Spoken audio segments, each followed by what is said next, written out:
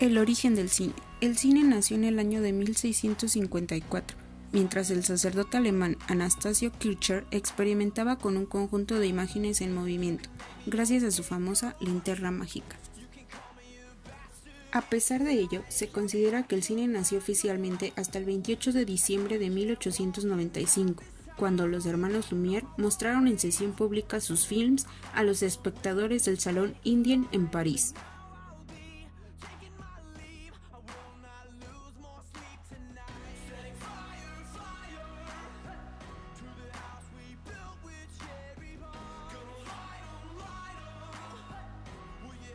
Para que cualquier tipo de narración audiovisual se considere exitosa, esta debe de cumplir con ciertos elementos, tales como idea. La idea es lo más importante en el proceso de creación, considerada como la expresión mínima de ese concepto mental que alumbra el origen de la historia e informa y da unidad a su contenido.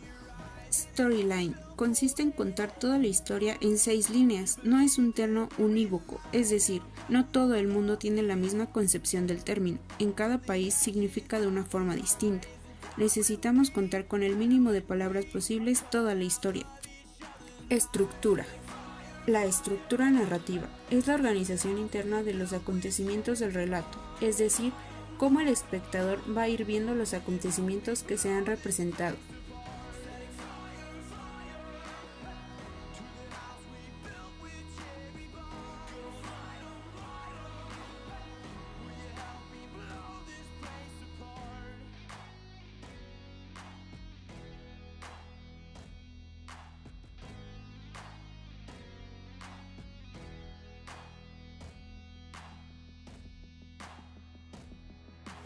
La estructura dramática. Independientemente de cómo sea el esqueleto de la película, se cuenta siempre por el principio. Es la representación de las acciones principales y secundarias. La unidad mínima es la escena.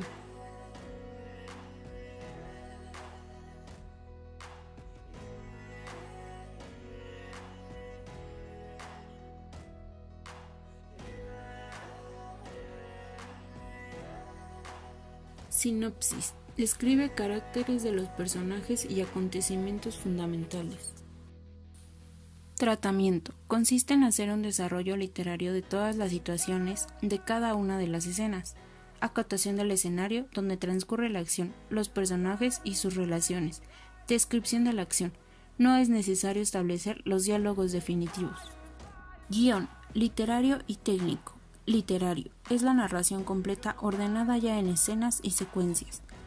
Técnico, planos visuales. El guión técnico se hace plano a plano. Una vez que se cumplen estos elementos, se deberán tomar en cuenta algunas reglas y principios de composición audiovisual. Por ejemplo, encuadre. La composición comienza por lo más básico, la delimitación del área que vamos a utilizar. Figura y fondo. En toda composición hay una contraposición entre el motivo retratado, la figura y el resto. El fondo, que puede ser abstracto o realista.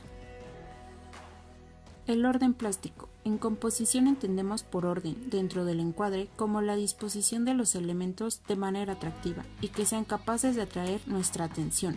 El espacio y los planos. La sensación de espacio es uno de los grandes problemas al pasar de una realidad en 3 dimensiones a una representación en 2 dimensiones.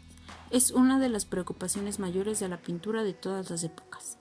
Formas de obtener espacio. Línea del horizonte, superposición, perspectiva, francas y diagonal. Luz y color. Todo lo que vemos es a causa de que la luz tiene claros y oscuros. Si fuera todo el mismo tono, no distinguiríamos nada. Una buena composición debe atender el equilibrio entre las zonas claras y las oscuras. Textura.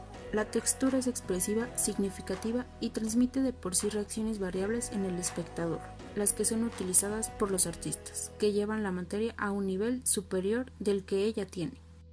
Perspectiva, mirada y posición de la cámara. Perspectiva es la ilusión visual percibida por el observador y que le ayuda a determinar la profundidad y situación de los objetos a distintas distancias.